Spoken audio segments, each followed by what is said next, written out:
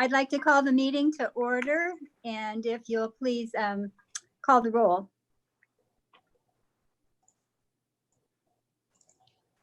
Got to remember to unmute myself. I apologize. Mr. Thompson. Yes. Mr. Workman.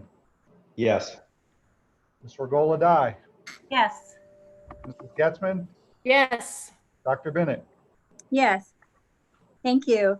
Now we'll say the pledge. If you'll please rise and say the pledge.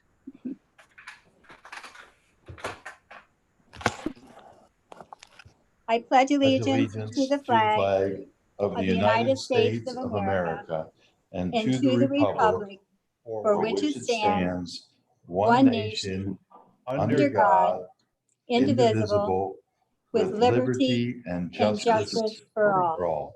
Thank you. Welcome to our July work session, everyone.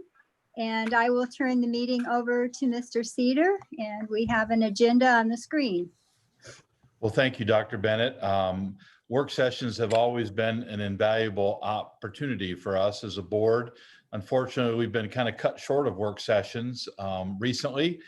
And so I really thought it was important just to share some things in a work session. We'll still have our regular board meeting on the 20th of July, regular time. But this work session gives us a chance just to kind of have good conversation back and forth about various issues. And we have a number of issues that I thought were pertinent for our discussion tonight. As you see on the agenda, I want to share with you some of the facility updates, some things that have been happening there. Not a lot in personnel. Certainly when we get to general operations, I want to share with you some of the work that the Restart Committee has been doing. And share with you our kind of tentative plan or our draft recommendation with regards to the restart of school in the fall. So the work session time just gives us a time to be very candid, to talk together, share ideas and thoughts, and yet it becomes really, really valuable. So if I could, I'd just start with some facility updates to give you an idea what's going on. The field house continues to move along at a good pace. They're working on the flooring now. Today, they just completed the total inside of the field house flooring. It's now complete. So now they're beginning to work on the track. And interestingly enough, you can actually see kind of the outline of the courts before they put in the track. They've got a beautiful MV in the middle of the two courts in orange. And so it's exciting to see that stuff coming along. The weight room flooring is in place, and that looks really nice. The office flooring is complete. They're finalizing the wrestling room flooring as we speak as well. They're kind of saving the carpeted area in the entrance for last, so that we don't bring in a lot of dirt, dust, and so on and so forth. So it's really, really coming along. There still is a projection date of August, that first week or so in August, but certainly before school starts. The bus garage is also continuing to move along at a good pace. The power is now on. Those interior rooms there are really taking shape. The parking area is coming along real well. The island has been created in the middle. The new gas pumps are in. And lighting in that area goes up very, very soon. The other thing about this whole project is Yellow Jacket Drive is something that we've kind of taken for granted here. And as you know, we already connected Yellow Jacket Drive to Cougar Drive. That drive really has just what we call a second coat on it. It needs a final coat, but we held off. And TransCanada, who has the gas line that goes across the road there on Yellow Jacket Drive, always had plans to kind of really refurbish their line right inside that area. They're coming back between July 13th and the 25th of July to finish that work. Once that work is finished, we can then proceed to put final coats on Yellow Jacket Drive, and we're also going to finish up kind of that parking area right there between the middle school and high school. If you've seen the paving that you know, when we had graduation, we had paving that went just so far. Now the paving goes all the way up to the field house at the front of the stadium. They've also completed the paving in the back of the field house. So all of that stuff continues to come along really, really well. We're currently in conversations about getting sidewalks, trying to make sure we can connect the high school and middle school to the parking lot area, working closely with the city on that. Just a couple other facility things. We continue to move forward with East Playground. The East PTO has really done a nice job of putting together a plan and getting some financial resources. As a district, we committed some finances to them to really make that space something special for our kids. That process is moving forward. And another one that's really kind of interesting, and I wanted to show you this. Let me see if I can sneak up here. Can you see Columbia Elementary here now? We just completed a drive off of Pittsburgh Avenue. So here's the elementary, it's right here. So here's Columbus Road, here's Pittsburgh Avenue going up to Ariel Foundation Park. Right about here, we put in a road with the approval of the city. We put a road that goes in just like my cursor here, and it's going to wind down and go right down through this parking lot. It's 25 feet wide, 273 feet long. And the really neat part about this is while we were developing the road, we didn't have enough of the right fill, but working with United Aggregates, we took what we had, gave it to them. They came back and did some work for us, gave us some aggregate to build the road. So all told, this road going here from Pittsburgh Avenue and making a nice loop around the side cost the district $5,600.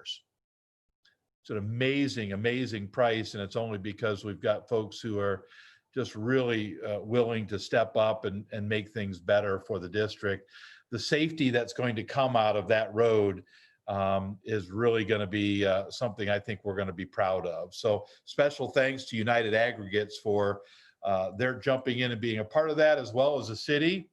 I know Brian Ball was definitely involved in that, as was Matt Starr and many others, in just providing the district a right-of-way, basically, for that property to get onto our property there at Columbia. So well done. Get a chance to go take a look at that. In the personnel side of things, you know, we continue to evaluate personnel and those issues. Supplemental contracts will be coming out at our July board meeting. What you're going to notice on contracts now, on supplemental contracts, is that we'll be placing at the bottom of those contracts kind of some special verbiage or phrasing that if in the event we wouldn't be able to complete a supplemental contract, that we would find ourselves in the ability to pay just up into a certain time. And with the way things are going right now, I wouldn't be wanting to make any bets on what extracurriculars and things like that are going to look like in the fall. And then probably the biggest piece that I wanted to have some conversation with you tonight is about general operations. First, let me just say, and I don't want to jump on Gary's news here much, but we were really, really hopeful that the cuts that we received back in June would be one-time cuts. Unfortunately, Gary received some news that we're going to get cut the exact same amount that we were cut in June for the fiscal year of 2020-2021. And Gary, if I'm not mistaken, we'll be cut another $750,000. Is that correct? That's what I'm expecting at this point, based on what I've heard from OASBO. The positive of that is that's exactly what we projected in the forecast. So at least we were on point in terms of what we were thinking. And I appreciate Gary's kind of foresight there, you know, instead of just projecting, hey, we got cut once, it won't happen again. He kind of anticipated, hey, it could happen again. So while it's still a loss of another $750,000 in funding for next year, it was projected in there. So what you're going to see in your 5-year forecast or your financial updates are going to be pretty accurate. Obviously, the savings that we really worked hard on in May and June, you know, most of those savings we'll also see again in 2020, 2021. And so, we're going to try to continue to help offset those financial challenges there as well. I don't know if we're going to see any more CARES money. We haven't seen it yet. So we'll keep you posted on that. But that certainly kind of impacts general operations. And probably when we did budgetary cuts and looked at personnel types of things, those are good things to do back in June because they're going to carry over into this year. Okay. The part that I kind of want to share with you now is our restart committee work. Let me swap this out here just a second. As you are aware, at our last board meeting, I shared that we had developed a restart committee. We had a central restart committee and we had many subgroups of those committees. One was an education subgroup. One was a health and safety subgroup. One was a social emotional subgroup. And one was a general operations subgroup. General operations included food service. It included transportation. It included custodial and maintenance. Education included digital technologies. It included primary and secondary. All those groups have met over the past couple of weeks. Quite frankly, we were waiting on guidance from the governor before we really kind of dove head over heels into some of these things. Last Thursday, we did receive guidance from the governor, and there were very few, if any, really mandates in there, lots of suggestions and recommendations. We were anticipating a lot of those. And so, it kind of gave us, hey, we're heading in the right direction, or we've got to restructure a little bit. I think we were heading in the right direction. It just gave us the go ahead to go further. I will say we've met with all of those committees again this week. Wednesday or Tuesday, yesterday, we had all area superintendents come to Mount Vernon. We met in the boardroom. We were 6 feet apart. Julie Miller from the health department also joined us with a couple of her staff members. And we really talked about guidance, not only locally, but statewide. We talked about the guidance from the American Association of Pediatrics. And again, our hope and desire was to do everything we could to get our kids back in school.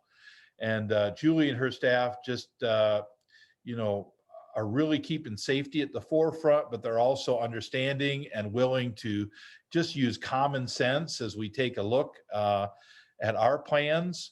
And so that was a great conversation. Took about 3 hours yesterday. I met with our restart committee this morning, shared with them what I'm going to share with you here tonight. And there was a pretty positive feedback relative to it. And again, this is still in draft somewhat form, but as you can only imagine, our community, our parents, our students, they all want to know what's going to happen in the fall of 2020, 2021. And so when the governor came out with his guidance on Thursday, I started to receive emails and phone calls almost immediately, and really kind of stepped up our timeline to not only meet with Julie, but other superintendents and put our plan into place. And, I'm going to get a chance here at the end of this week to take a little small getaway vacation of my own. And so I thought, I've got to get something out to the community before I leave, or everyone's going to get a little frustrated. So I want to share with you this plan. Again, I want your honest feedback. I was very specific with our restart committee and with area superintendents. Please give us feedback as we look at these options and our recommendations as we move forward. All right. So the first slide here, in consultation with the governor's office, the Ohio Department of Education, the Ohio Department of Health, Knox Public Health, Knox County Superintendents, the Mount Vernon City School Board, and our restart committees, this PowerPoint was created to inform parents, students, staff, and community members of Mount Vernon City Schools. So as you can see on this slide, the furthest on the right is the Ohio Department of Health's guidance for opening schools. ODE put out a planning guide for Ohio schools and districts that the governor was a big part of. The governor had his opportunity to share Ohio's reopening plans on Thursday. And then, of course, he really has moved most of those things down to local health departments to work collaboratively with districts. So all of these people have been part of this process. So Mount Vernon City Schools would like to present the restart plan for the 2021 school year. While we realize there are no perfect options with regards to schools opening and COVID-19, we believe we've come up with several viable options for our discussion. We have been utilizing a traffic light model that includes 3 color-coded options. Of course, green has always been our go or traditional learning mode. Yellow was our hybrid learning mode. Red was our remote learning mode. And again, I'm going to share some options, corresponding guidelines of these options in the following slides. This is really important because this next part, we will provide an online digital academy option for families who may, for whatever reasons they have, choose not to send their students to school in the fall.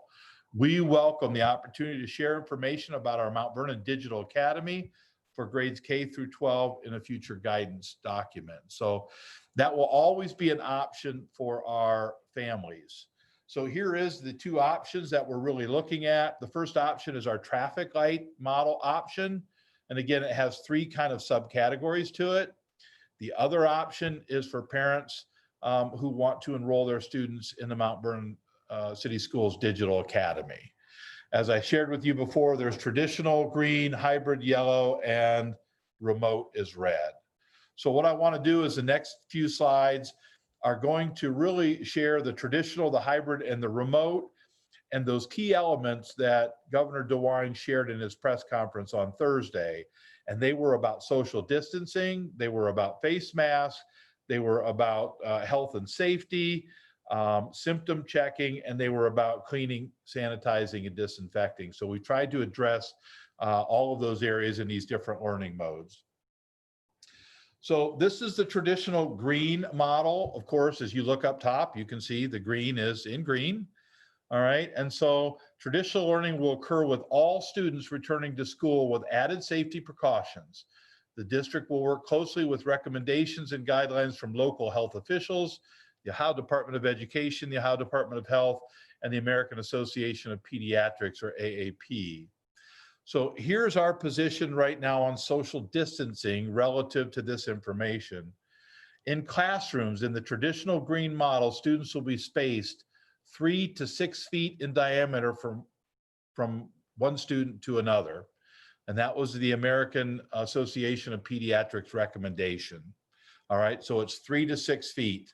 I know a lot of people keep hearing this word about 6 feet.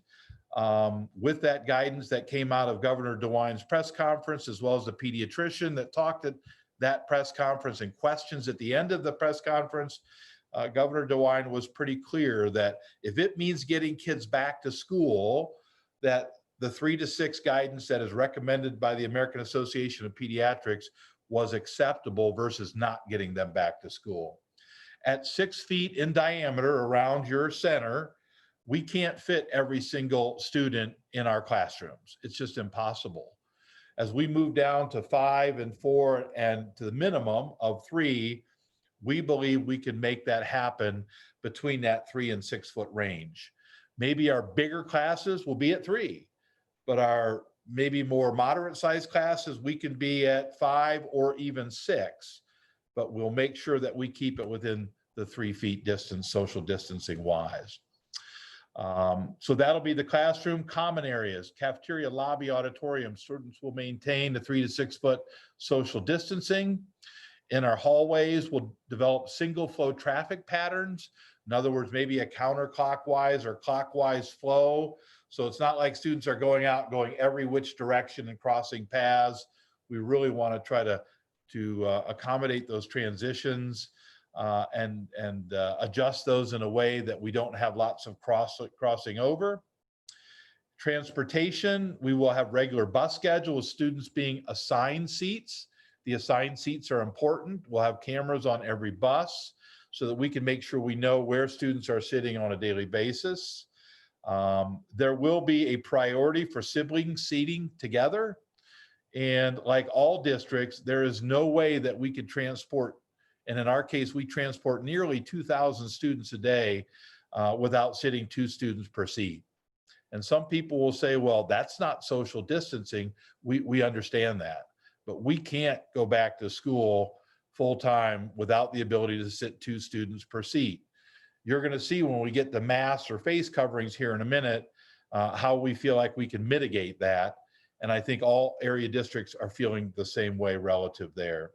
Cafeterias will be modified operations serving all students in the cafeteria or classrooms with social distancing 3 to 6 feet. School schedules, students in grades 6 through 12 will operate on modified schedules to limit transitions. I know at the middle school and the high school, they're talking about maybe instead of having all 8 periods of a day, maybe we have just 4 periods in the day, but we may double block them. Again, they're coming to school every day, but instead of every period, they're leaving to go to a new period and fall into different classes. We may double block periods so that we can limit that transition time. All right. So that's the social distancing aspect in the green model. Before I go on to face mask, any thoughts or suggestions relative to that? Yes. I would have a question, Bill, for classroom distancing. Those teachers that have tables versus desks, how is that going to work with the 3 to 6 inch, or I'm sorry, 3 to 6 feet separation from other students? Well, and that is a question we have to address. We are looking at some partitions. The interesting guidance that we were given on Tuesday was it's about a diameter from kind of the middle of your forehead, where you're projecting. And it's the initial guidance was a 6-foot radius, which really means 3 feet on each side. The American Association of Pediatrics, realizing that was a challenge, gave a 3-foot. So when we've got a 6-foot table, we're really going to have to make sure that we know that we can fit that 3-foot distance between those 2 students. And if we can't maintain social distancing, that's where face masks will come in here in the next slide. That I think will be important. Mary, did you have anything? Yes, that was one of my questions. The other question I have is on common areas with cafeteria, excuse me, use. The schedules for lunches were very tight at the elementary level. How would we be able to make sure that the areas are clean for the next group of children to come in?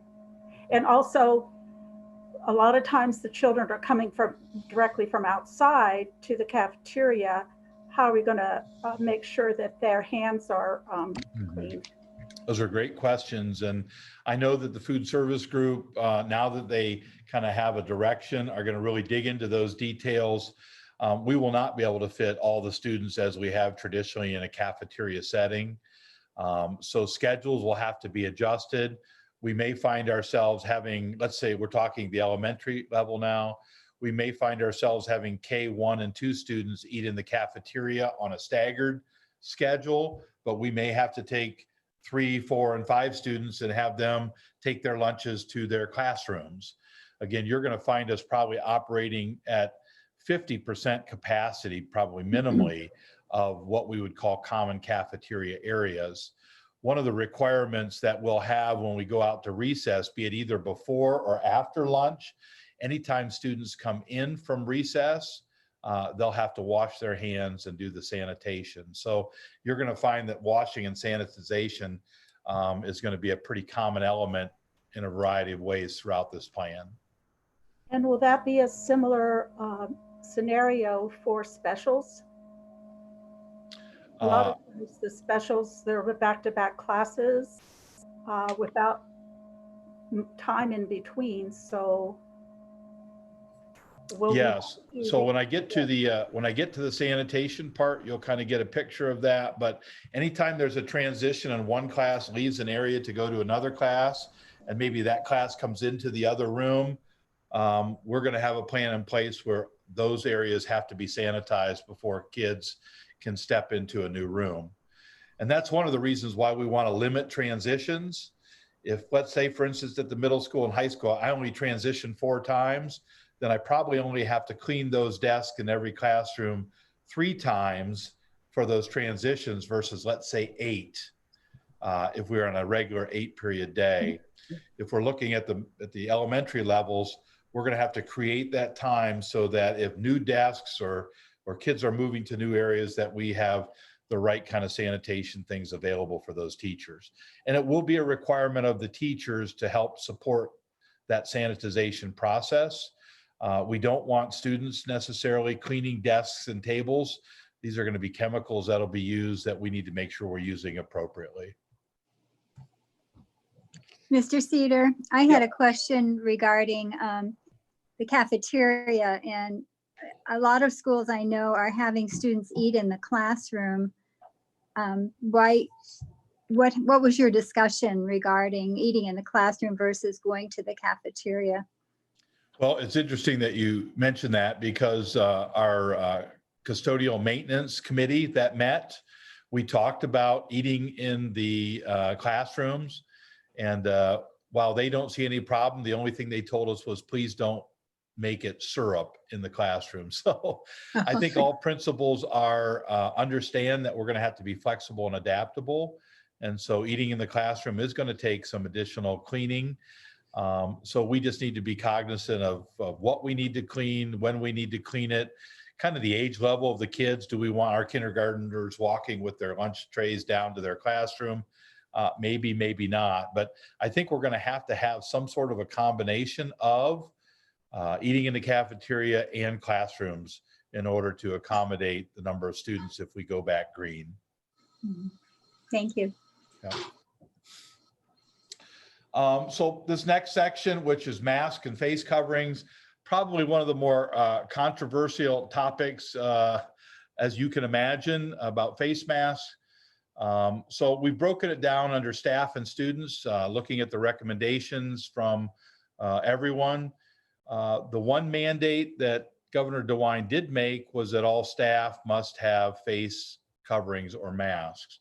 So all staff will be required to wear a mask or face covering unless they can maintain a 6 foot of social distancing.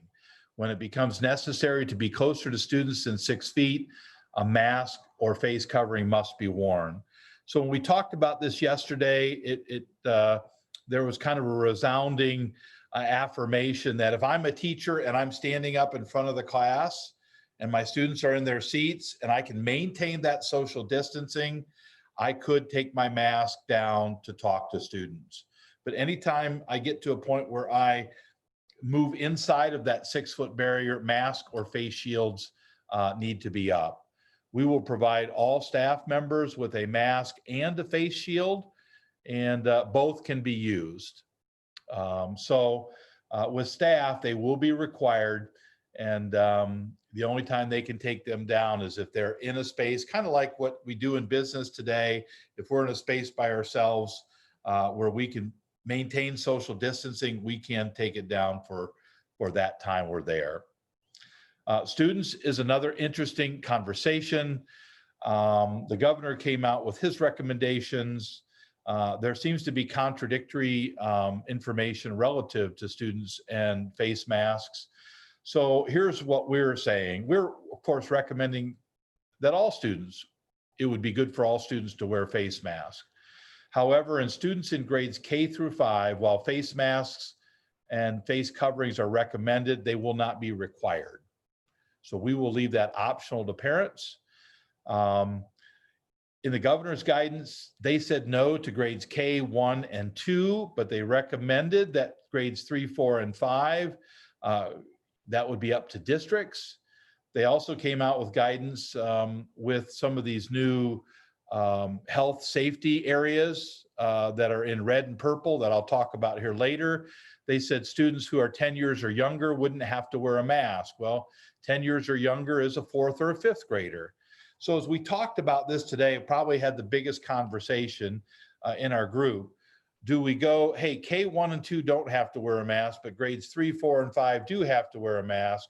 Do they wear it when we can social distance or not social distance?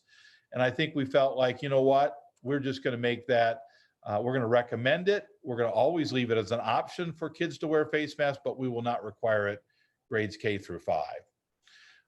And Julie Miller was fine with that at the health department. providing, we really work hard at the social distancing and some of those other aspects. The converse of that is students in grades 6 through 12, our older students, mask and face coverings will be required when students cannot maintain social distancing of 3 to 6 feet or greater. So when they sit at their desk, their face mask could come down and they could get instruction. But anytime, just like teachers, when they break that social distancing barrier, their mask will have to go up. Middle school and high school students will carry a mask with them. We're looking to provide every middle school and high schooler a face mask. We will require face masks for all 6 through 12 students when they enter and exit the buildings. You can only imagine students coming in and out of our buildings in the morning and the afternoon. Maintaining social distancing will be almost impossible. And so we're requiring face masks during that time. Mask will also be required during class transitions, grades 6 through 12. So even if we happen to go on this modified block schedule, we will have to go from one class to a next.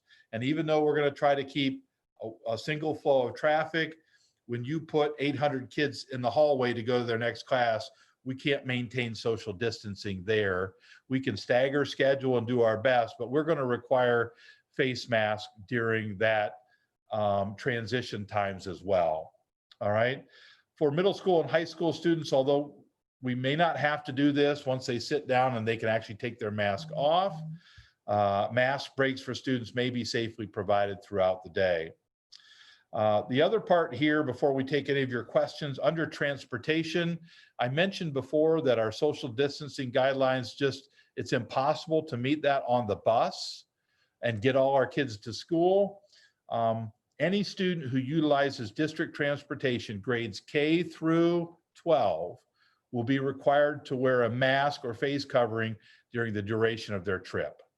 These same expectations will be required for all extracurricular trips as well. Again, when I have all these students on a bus and I got 2 to a seat, I can't keep that 3 foot to 6 foot social distancing. So for the duration of that trip, we're going to have students wear those masks. Questions or comments on masks or face coverings? Yes, I have a question. Thank you. Regarding the mask wearing transportation, will that include those students who ride Knox area transit? Pam was shaking her head yes. I don't know if she wants to add any more to that. We've not had direct conversations yet with the director of CAT, but I think we have to support the same initiative that the district is using. So that will be any students or aides that ride CAT to and from school will be required to have the mask. That will not include our severely handicapped students, will it? It will include all students unless the parents have given us reason that the student cannot wear a mask. Okay, thank you. There will be exceptions, certainly, that is in the guidance. I will say that if they could maintain a 3 to 6 foot social distancing, then it wouldn't be required. But my understanding, is that even our CAT buses can be full, and so we can't guarantee that social distancing on those transportation vehicles. Any other thoughts on the mask piece? I know there are opinions all over the board on mask. It's a hard one. We would never want to take away the option for students or parents to have their students wear a mask, and we will certainly protect that right and make sure that they're treated with respect if they choose to wear a mask. But right now, our position, and really the position of all area superintendents right now, is that we're going to require them under these special circumstances, but when social distancing can be maintained in a positive way, we would allow them to have the ability to take those masks off. Mr. Cedar, I have a little bit of a concern regarding way students would take their masks on and off, because if they're contaminated and they're touching them, then that kind of defeats the purpose. So will we be giving them some instruction on maybe just lowering it to their neck or something, so that students aren't touching their faces and, you know, spreading more germs than they're really protecting? I think that was a concern about K-5 students wearing masks, that they would be adjusting them and taking them on and off, and it would probably spread more than it would protect.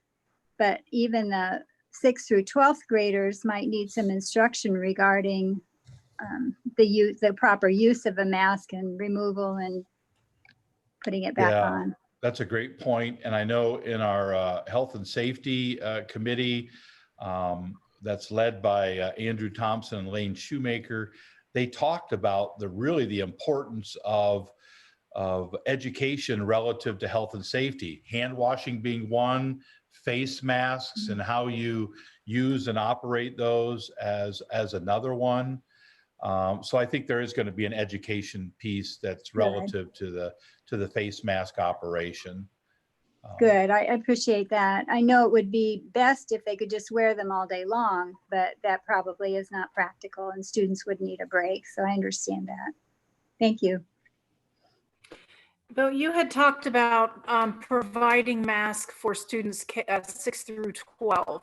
Are we providing masks to all of our staff, or are we asking our staff to provide their own? We're going to provide a mask and a face shield for every staff member. So we'll be providing them both. And, you know, we could provide masks for any students, including our K-5 kiddos, if they chose to wear one. And some of those who will be getting on a bus, we are requiring that on the bus. And so it might behoove us not to make sure that we provide a face mask for them as well. Okay, so you just said mask and face shield for staff. So we could put our staff, they could wear the face shield versus instead of the mask, one or the other, they would have their option? They would have their option. And if they wanted to be double protective, you could wear both. I know we have some staff who are a little worried as they, you know, might be in a more health compromised position based upon their age or previous health conditions. They might choose to wear both. But both options would be available to staff. Okay, thank you. Any other thoughts on masks or face coverings?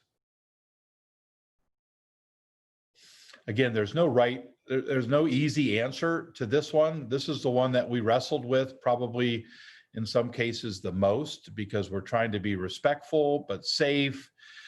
Certainly there will be those who say everyone should wear it 24/7.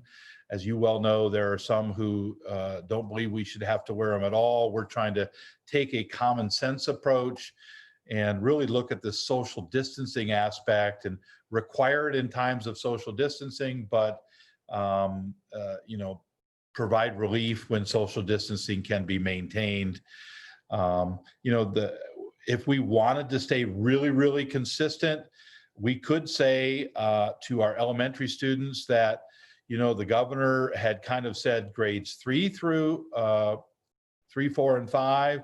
We could treat grades 3, 4, and 5 similarly as to how we treat grades 6 through 12. Again, we're going to require them during these specific times when social distancing can't be maintained, but not require them in the other times. The only challenge that came there is, you know, is a third grader and a second grader, is that maturity level the same? Are they still going to play with it? We've just got kind of different rules for half of your elementary versus the other half of your elementary. And so those are the challenging conversations that we've had. And we're certainly open to that conversation. And again, we'll never say to a parent that you can't wear a mask, and would certainly encourage that if that were the case. All right, you ready to move on? All right. So health and safety. Under this section, under the green traditional, parents and students will conduct a health safety checks daily before coming to school.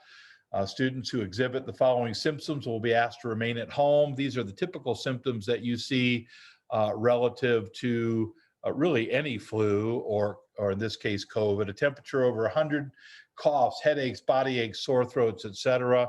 And we will make sure to provide guidance to parents about what that health and safety check should look like daily. The second bullet point there is students may be subject to temperature checks upon entering the building.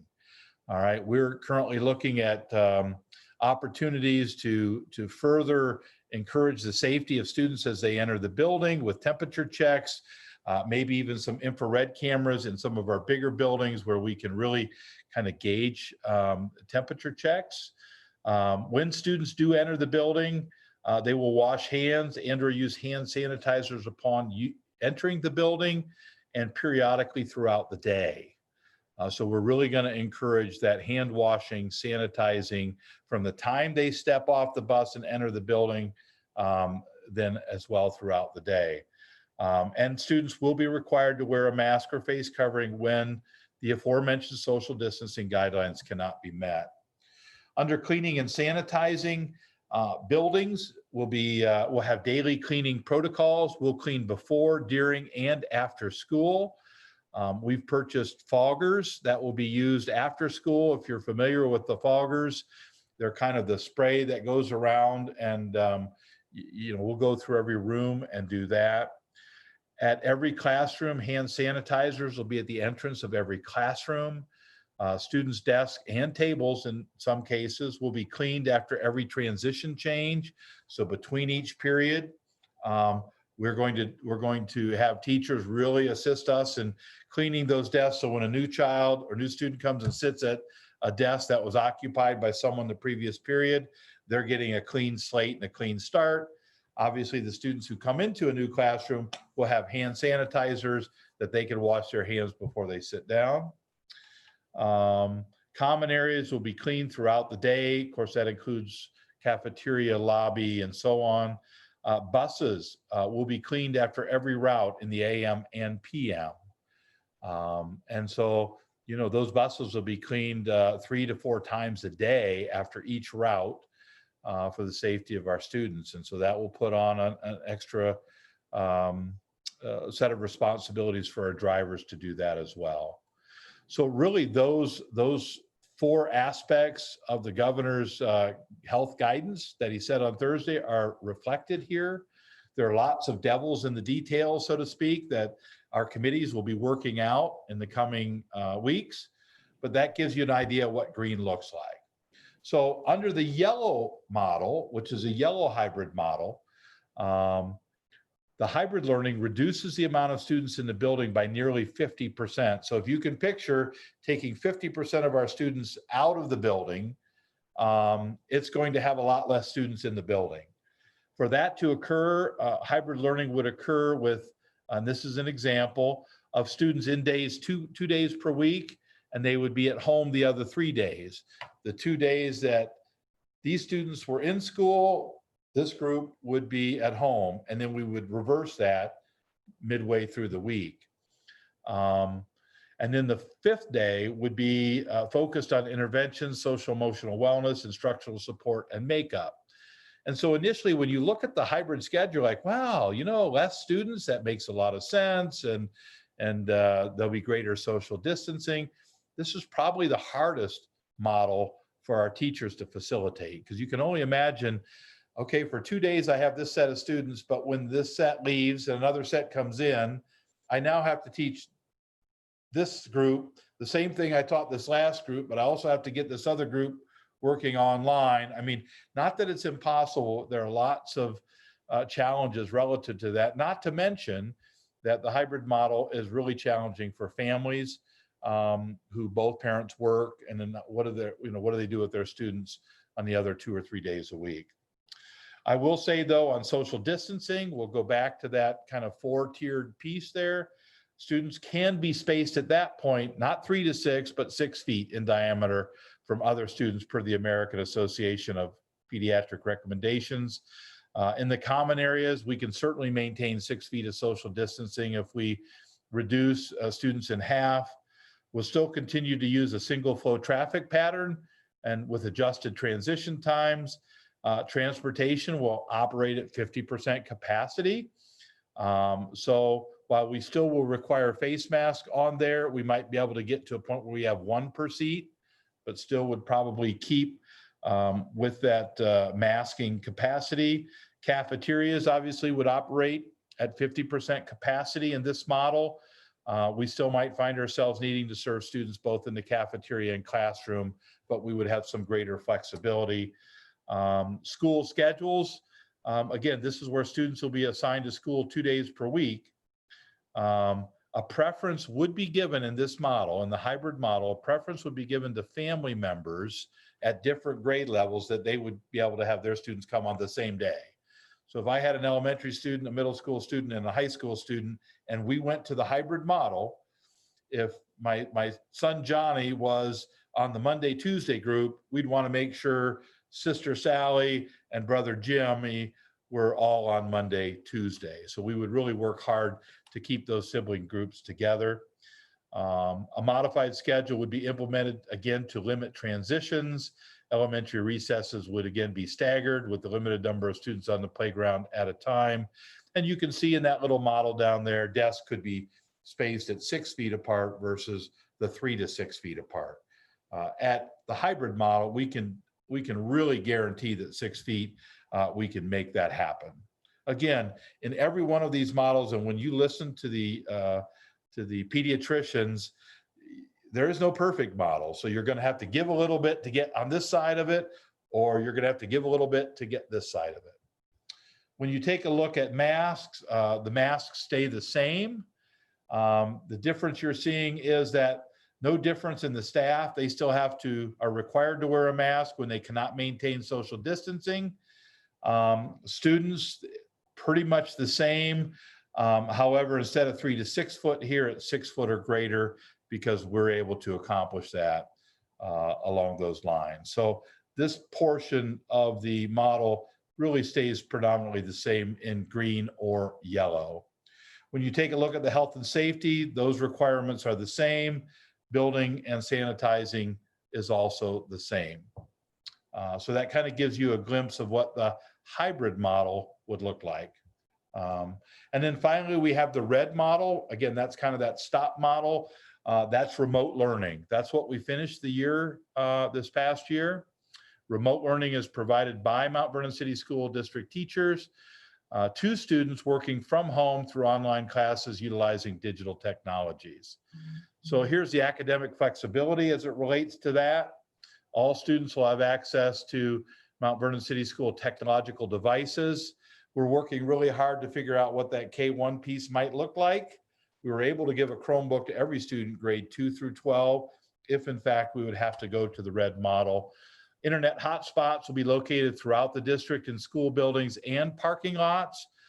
We've already started working with our local ITC and internet providers to make sure we can make those parking lots wireless accessible, as well as we might even find ourselves with social distancing being able to open up the buildings in certain areas for a short period of time for students who don't have internet access.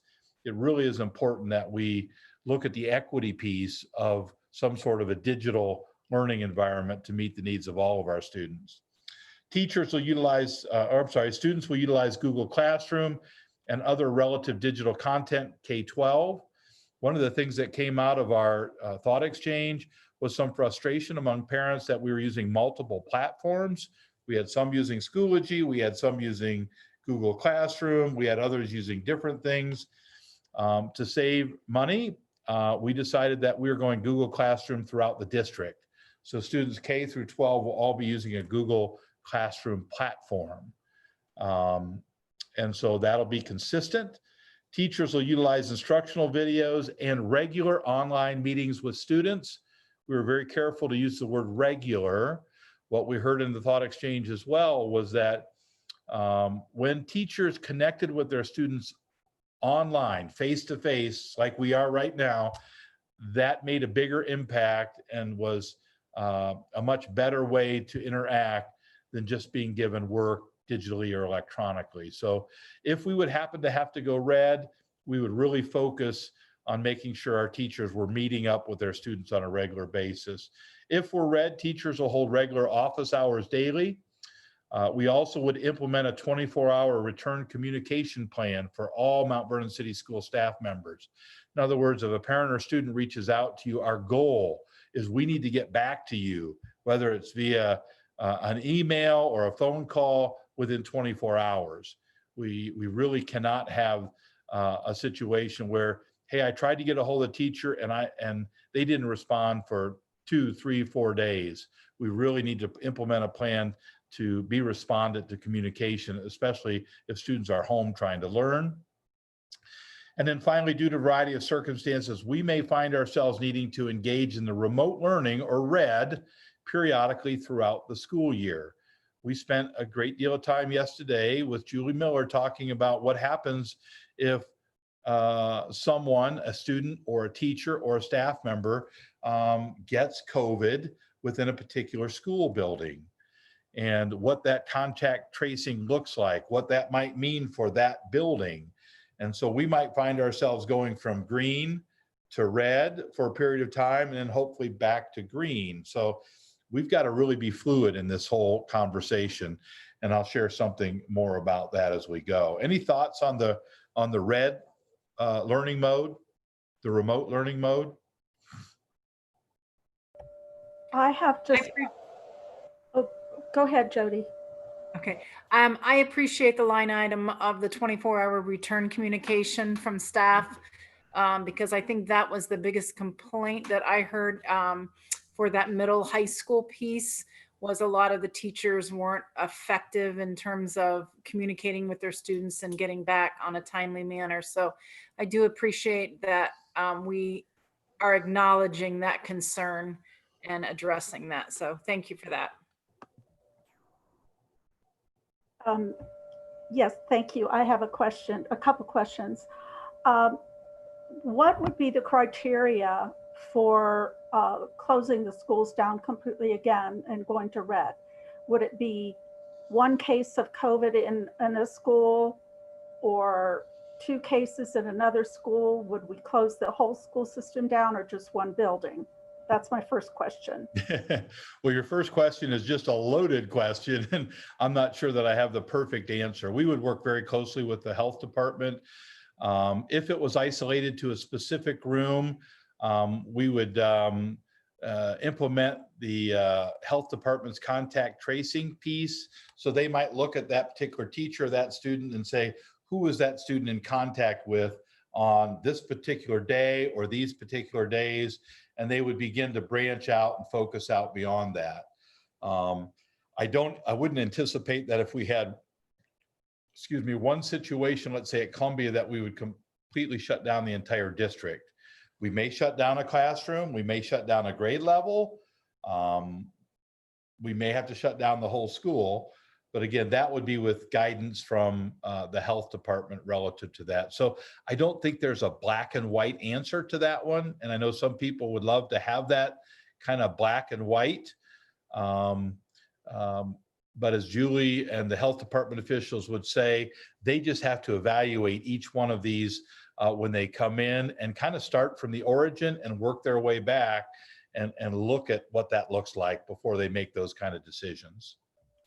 Thank you. And the next question I have is, has any thought been given to starting the school year at the yellow model and then transitioning to green?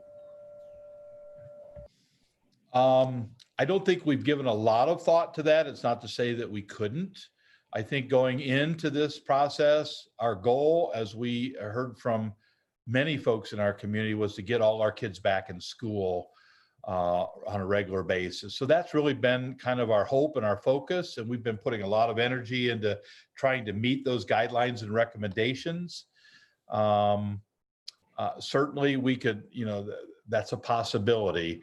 I don't know if it would be easier to go from green to yellow versus yellow to green.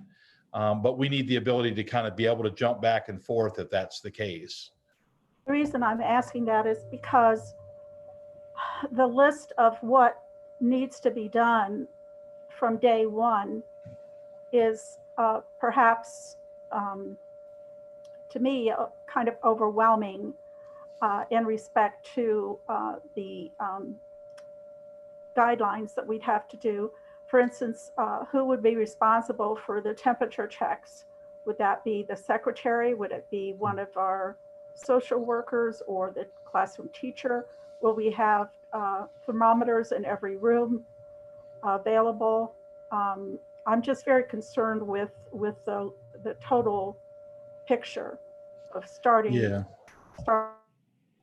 So maybe just to be clear, unless we have some sort of a thermal imaging kind of a setup, we wouldn't be checking every student who walked in the building every single morning.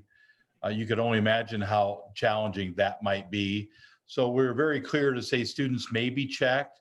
Again, if we find a student that's symptomatic or we have some concerns, we could certainly do that. It would be great to have that thermal imaging piece where kids just walk by on their normal way in. But the expectation is that they're checked at home. We just reserve the right to check them at school. So I wouldn't anticipate, unless we had a more intricate setup, that we would be taking a specific thermometer and checking every student when they enter the building. We have brought back all of our health aides, and so all of our health aides would be directly responsible for assisting in that role. Okay, I wasn't expecting us to check every student, but for instance, if a student wasn't feeling well, would we immediately send them to the office? Would the teacher have a thermometer available to check their temp before they went down to the office? And then how are we going to isolate a child right away in the office area if push comes to shove and they are not well? Well, those are challenges because we are required to have an isolation room in each one of our buildings. And as we did building tours about a year ago, I think we all realized we don't have lots of extra space. When we brought health aides on a year ago at every building in the district, it was challenging to try to find space for health aides. So the isolation rooms are something that we're working on currently. Again, the goal of the isolation room would be that they're there for a short period of time, not necessarily all day. But we all are realists and know that sometimes it's hard to get a hold of parents when a child is sick. And so we have to be ready to accommodate that. As far as your first question, we won't be able to have thermometers for every teacher. If a teacher felt a student just didn't look well or wasn't feeling well, then they could certainly refer them to the health aide who would have the proper PPE and thermometers to check that student. How much PPE would be available? Would those all be disposable per day, or are we going to have any that would be able to be sterilized and then used? It's a good question. I believe most of the PPE is disposable. We're not probably going to be in a position to get health aides, those reusable N95 masks. So we're going to have to probably have quite an assortment of disposable PPE equipment. And my office, excuse me, has already ordered and even started receiving some supplies, the gowns and goggles and masks and face shields and things like that. But they are disposable. Okay, thank you. Mr. Cedar, I might comment, if you would, on some of the things that Mary just brought forth. So working in an environment where there's a lot of people and having that experience since this COVID came about, I guess I would share to the additional question of what would constitute shutting down a building or shutting down an area or whatever. I would say that, first of all, and I'm assuming that if it hasn't been identified, a protocol will be established with the health departments. I think you referenced that earlier, Bill. But I know as an example, in an area where we have, 1,600 employees spread out over multiple buildings, I know they're adults, they're not kids, but they're still required to do the same kind of social distancing and so on and so forth. The health department in both Mount Vernon, Knox County, and also Licking County, and up in Akron where we do business, we all have protocols, strangely enough, a little bit different from county to county, but much of it is similar. You contact them, they pretty well pick it up from there. They do the research, they advise you on next steps. The whole, how far out do they have to go on the whole tracing piece. So I would just offer up that that has already worked over in the manufacturing world, the business world. And I assume that same type of review of any outbreak or any concern one would have in any building would go right through Julie Miller and her group. So it really would. Yeah. Yeah, it really would. And they've been really good to talk with. They're even going so far as they're going to train district nurses to do some of their own contact tracing. They're also going to train, and we'll have on-site COVID testing available. So there'll be a limited number of tests in each one of our buildings, and the nurses will be trained, or the nurse will be trained in how to administer that test so that we can assist the health department in getting results back in a more timely manner. Right. So it's really a wonderful partnership, and we're there to help each other. As difficult as it was for finishing out the last school year, if there's maybe a silver lining to it, at least we didn't have to explore that piece of it. The health departments have had that opportunity to work with companies to kind of develop a process. So I think that it will be much easier as they now integrate that in with the schools. Mm-hmm. So, none of us want that, but I think that there's some experiences now that will help us. A concern that I have, and I think is already mentioned, is just the labor intensive piece of it, for the people to go about the sanitizing, whether it's on the buses, in between drop off of kids, picking up another load of kids, taking them to another spot, also in the school itself. I know that I'm kind of stating the obvious, but and I know we're frustrated that money's got pulled back at a time where money probably is maybe last year, okay, but this year it's unfortunate that we don't have those financial resources, when I would say we probably need more people, not less, and there's going to be more expenses in buying the supplies to support us. So for anyone who has direct access to the governor, please get after it. So. I think there's lobbying efforts going on as we speak. Thank you. I'm sorry, but I thought of another question. Will access to the buildings be available for volunteers? Yeah, it's a good question. Probably not. Initially, we will be discouraging of visitors coming into the building. We will allow student teachers and those who are actually almost considered kind of the adjunct faculty piece to do so. But we're really going to limit the number of people that can enter the building once our students are here. And that's been the guidance that's been provided throughout the state, is to, at least initially, to limit visitors until we kind of get a handle in some way on this. Bill, I have a question regarding moving from the digital academy back into the on-site instruction. Is that going to be possible, or when parents and students make the decision, are they locked into that for the whole year? Have you made a decision about that? Wow, what a great lead into the next slide. Thank you for that. And you didn't even see the slide, so you did a great job there. So again, I shared at the beginning of the meeting that we have our traffic light model, but we also have this Mount Vernon Digital Academy. The Mount Vernon Digital Academy is a complete online K-12 virtual curriculum facilitated by Mount Vernon City School District teachers, but utilizing district-approved online curriculum. It's interactive. It provides a personalized learning approach where students will work from home daily at their own pace and at times convenient for them. We have been evaluating these online programs. We've narrowed it down to 2 now. We're looking at K-12 and Edgenuity. They're both highly regarded programs.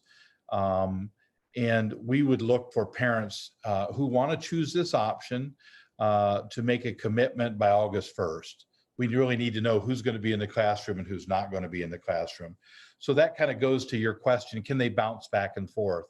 The challenge for us is that once we make a commitment financially as a district for students to take on this curriculum facilitated by teachers, there is a financial commitment. So we'll probably find ourselves saying, we would allow them to come back, but at specified intervals versus just, hey, I want to do this online thing, and 2 weeks later, hey, I want to come back. Because once we have to pay for a license for a student, it's quite a financial commitment.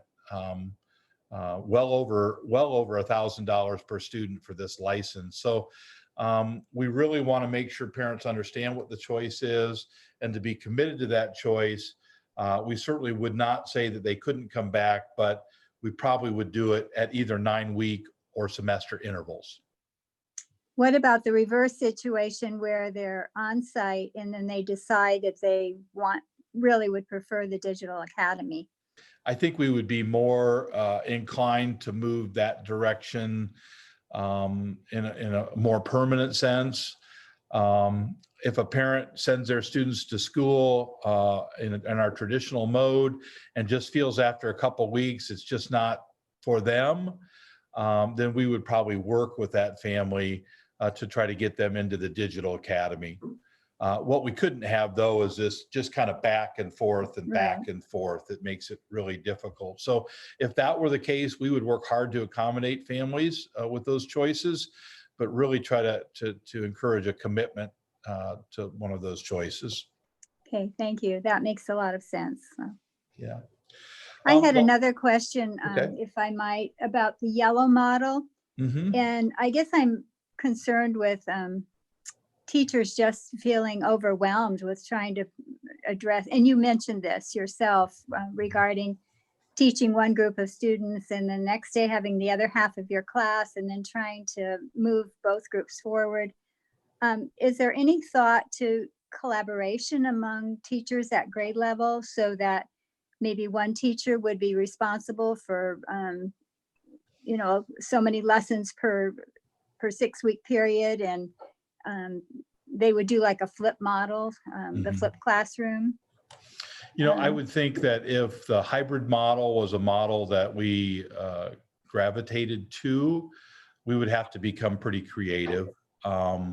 Maybe your suggestion would be something we would have to explore. I would echo the fact that when the teacher groups, and I've met with almost all of the groups, and there's been teachers on every one of the groups, they do share a concern with just the amount of work really related to that. You start getting into your middle and high school where they're grade or subject level specific teachers. It's hard to collaborate and share when you got your own students. And so it would take some real creativity if we chose to look at that hybrid model. And I'm not saying that I would diminish the personal contact with teachers with their own students. I think that's really important, but I am concerned with the workload. It would be a workload because you got to figure that teacher's going to be with half of their students the entire day. Right. So it's not like they got free time during the day to go, oh, I can check with the other half of kids who are online and I got to somehow make that work. Again, anything's possible. There are districts who are looking at hybrid kind of models, so we could do it if we felt like we needed to. It certainly doesn't meet the needs of getting all kids back on a regular basis for families who want them all back. Daycare becomes quite a challenge for middle school Right. students in that model. Understood. Thank you. So this we're getting down to our last slides here. We are going to really need some academic flexibility here. What I put here on the right, this is the Ohio Public Health Advisory System that Governor DeWine also shared recently. And just understand that as we went through and worked through the green traditional mode and the hybrid mode and the red mode, a lot of our assumptions on that were based upon where Knox County is right now, and we're yellow. And so we're at the lowest level of the advisory system. Certainly it's still really important, but because we're at the lowest level, our local health department has looked at our plans and feels they're very doable.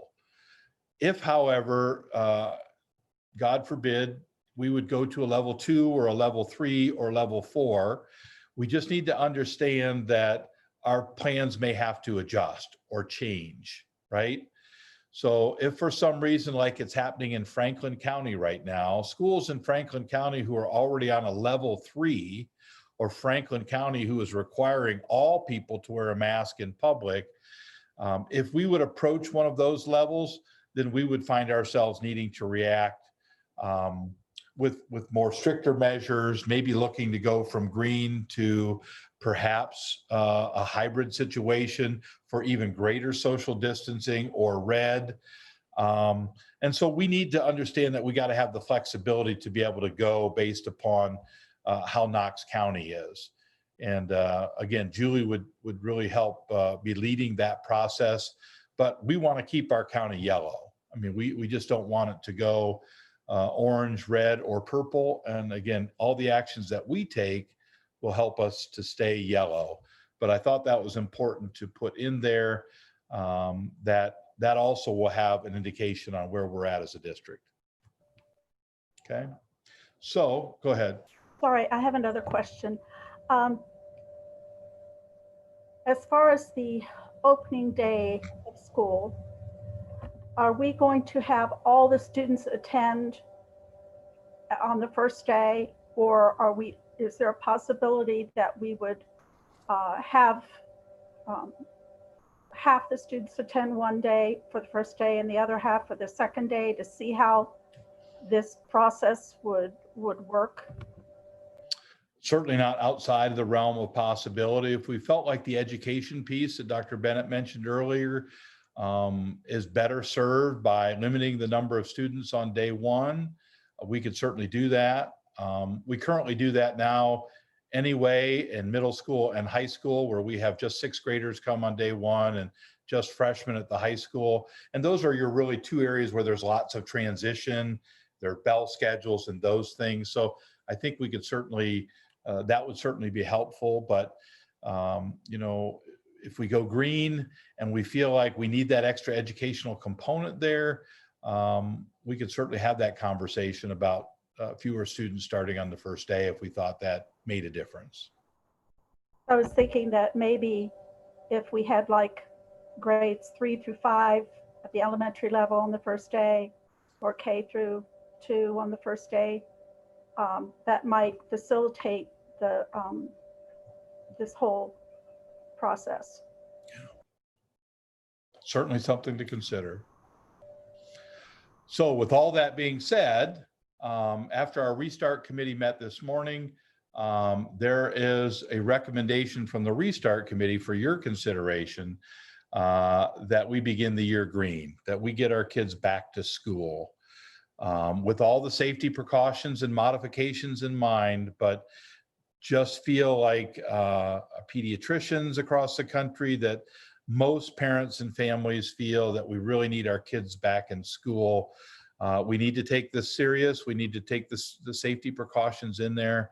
But we feel we should look to start in a green traditional learning mode.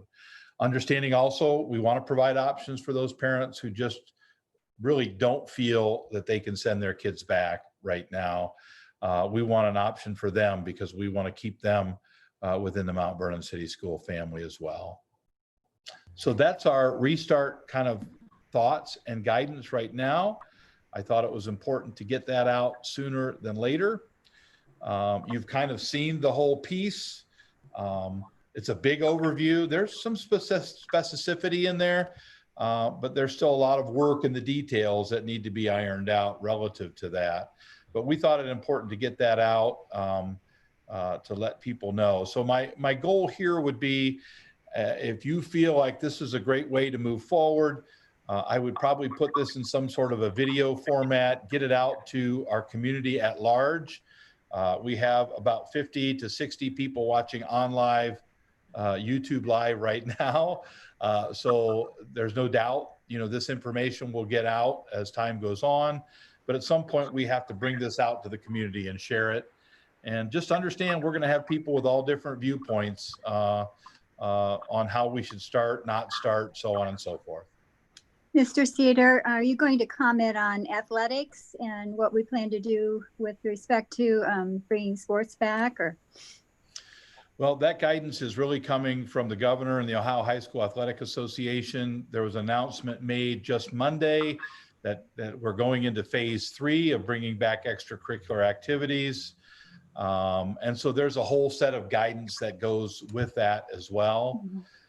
Nobody knows at this time how that's going to roll out from a fan standpoint. Will we have football games? Who will be able to come? How will they need to be spaced out? All questions we're all asking. We are hearing guidance that if someone on your team or a coach happens to come down with COVID, that your team would forfeit games. Again, we're just kind of hearing bits and pieces of it, but from that standpoint, people will have to be patient. We'll have to get the guidance as it comes. Well, I think they've sent out something today, and one of the things that I really appreciated is encouraging students with the slogan, "We want a season." And I was thinking, as you were talking about going green, that we could do that with academics as well, encouraging students to be careful and to take these precautions and not to take them lightly, but to take them seriously so that they can remain in school, and that it's going to take all of us to work together to make that happen. I think you're absolutely right. Hey, Bill, I have a question, I guess a comment and a question. I do agree with the committee's recommendation to start the year green. I think one of the things that needs to be, probably clearly communicated to the public is, we need to remain flexible based on circumstances if we need to move to, yellow, for example. So even though we're starting green, it may not mean we're going to continue. It's based on circumstances. So having that flexibility, I think, is going to be important. The question that I have is, if we get to a point that it appears that we have to move to another plan, is that going to be based upon this particular committee's recommendation? I know there's going to be obviously multiple people involved in the decision, but is it going to be primarily based on their recommendation, or how are you going to handle that if it gets to a point that we may need to go to the yellow plan?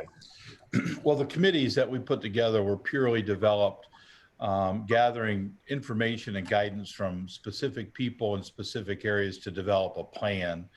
I don't really see us bringing that group back together as a restart committee as it relates to every decision where we're at, 2 weeks from now, 2 months from now. That guidance is really going to come in consultation with my office, with the Board of Education, working closely with local health department. So I see probably that being the bigger group that will make decisions to move either away from green or to some other format. Okay, thank you. Bill, I have two things. One, first of all, I would highly encourage that this information be pushed out to our staff first and as soon as possible, so that they have some kind of information. So as parents question them, that they have this information first. And second of all, I would like to ask the question of, what are the county schools? I know you met with all of the superintendents yesterday, and Julie, what does the county schools programs look like at this point in time as well? I think I can tell you without getting too specific, because I don't want to step ahead of their plans to release their plans.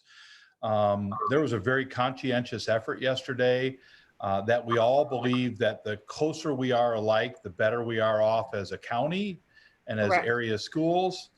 I think you're going to find all of our Knox County schools, and including Clear Fork, have the same face masking kind of policy, same kind of social distancing policies. I think they all want to get everybody back in school. So I would be surprised if all of the county schools didn't go green as well. I know some have some little tweaks and variations. I haven't heard of anybody yet who's immediately jumping into a hybrid mode. But, I said yesterday that my plan, based on the information I had, was to recommend to our board to go green. But you ultimately have that say, and we have this conversation, and we decide what we believe is best. And I think they're having those same conversations. I believe East Knox is having a board meeting tonight as well. And so these conversations are absolutely taking place. And, it's like what you hear a lot on TV. What's happening here in Knox County is different looking than what's happening in Franklin County. And so, what Olentangy decides to do, or what Big Walnut does, that's based upon their demographics, their safety conditions there. We're basing ours on what's going on right here in Knox County. So I think we're going to be much, much more alike than we would be different. Bill, do you need a formal motion from the board to go green, or do you just want general consensus, or how do you want to handle that?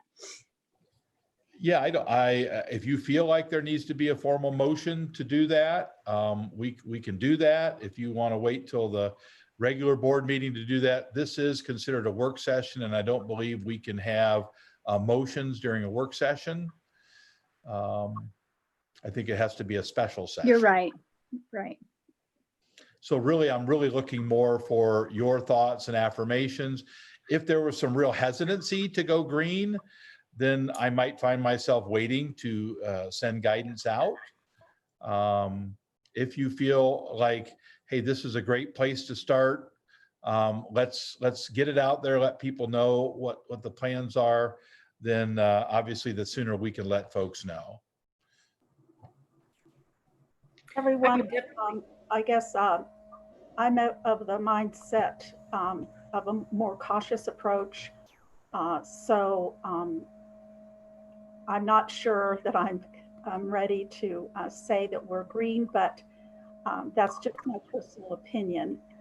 It's not a vote, of course, but I am more apt to vote for a more cautious approach at the start of the year. Thank you. No, not a problem. Thank you for sharing.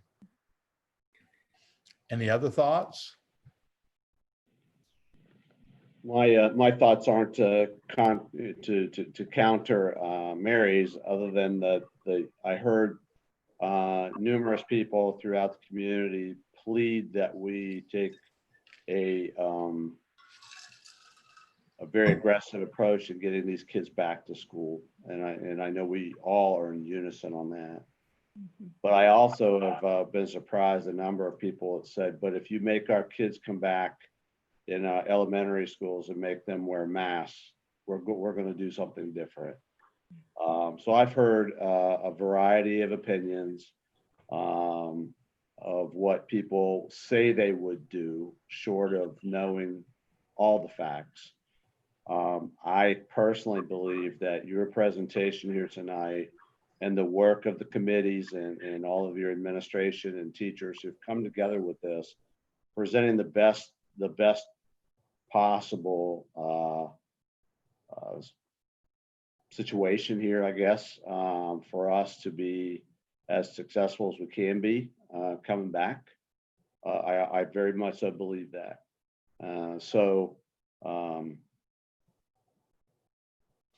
I'm in support of the green one, but Certainly, I know that the flexibility piece that has been referenced numerous times is going to be required by our community.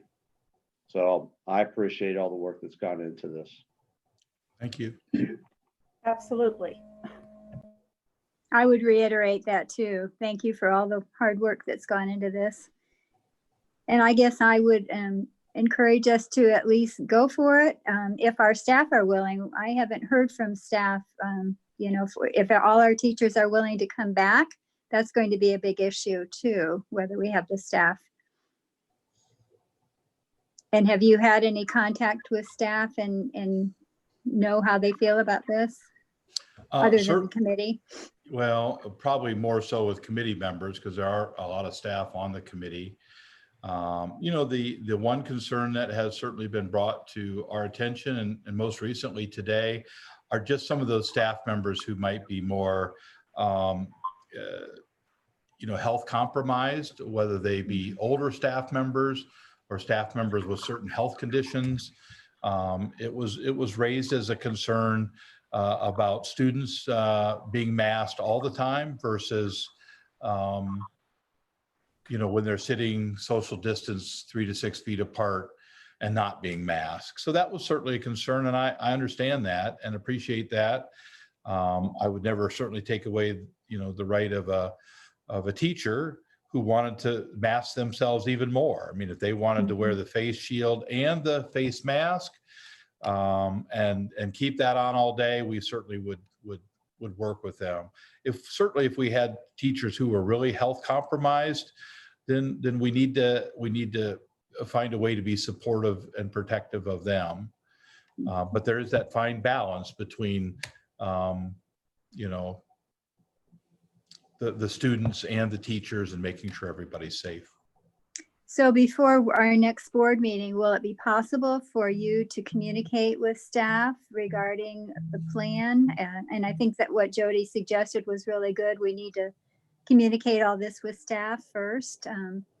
Although it's out there now because we have community members watching, and I'm sure the newspaper will probably report as well. But I think staff needs to give us their feedback and in general, and understanding that we've had representatives of the staff working on the committee, but if we could have that information for our next board meeting, then we would, I think, all feel a little more comfortable about how to vote on this. So would you be suggesting that we make no decision tonight and wait until July 20th before deciding what we're No, going to I'm not do? saying that. I'm saying going green, but trying to find out in the interim if we do go green, is everyone willing to come back, or do we need to have some, you know, some compromise situations? I think I agree, Dr. Bennett, but my concern is our board meeting is not until the 20th of July. So I think this information, first and foremost, as I said earlier, needs to get out to our staff to find out going green, if there are staff members that will not be able to return because of health reasons. I agree.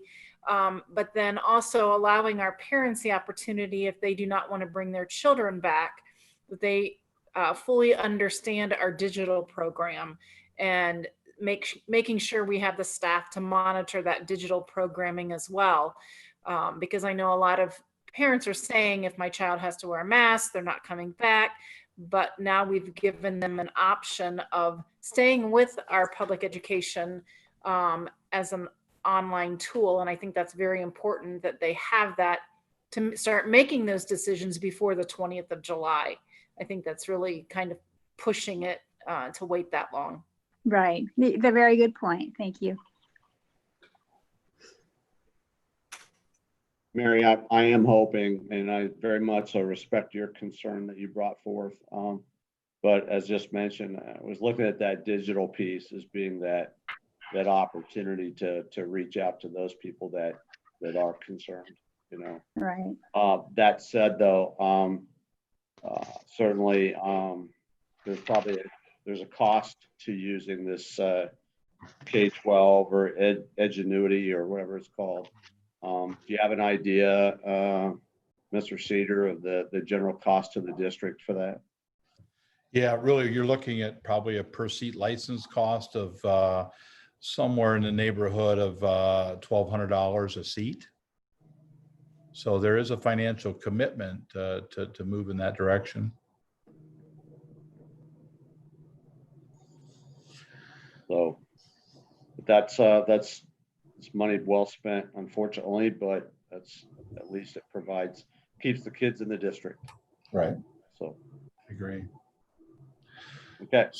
So is the thought now that I try to get this information out and share with staff members that we had a meeting tonight and that the Restart Committee has met.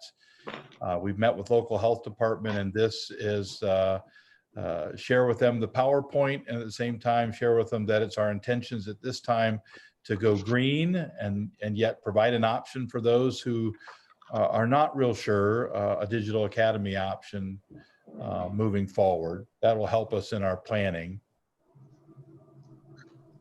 I think you've summarized it well. All right. Sounds good. Sounds good.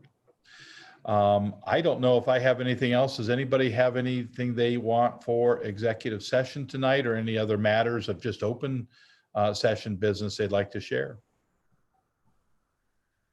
I would appreciate the opportunity to go in executive session regarding personnel.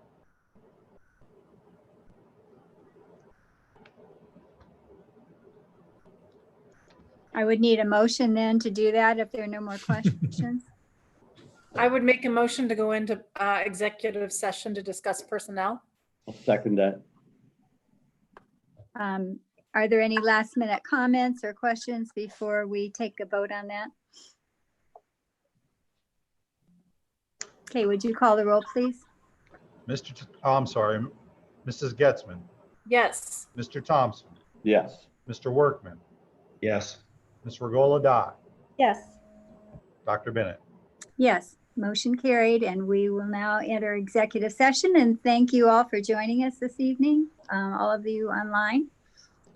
And we are adjourned from our regular meeting into executive session, and then we'll come back out and adjourn officially.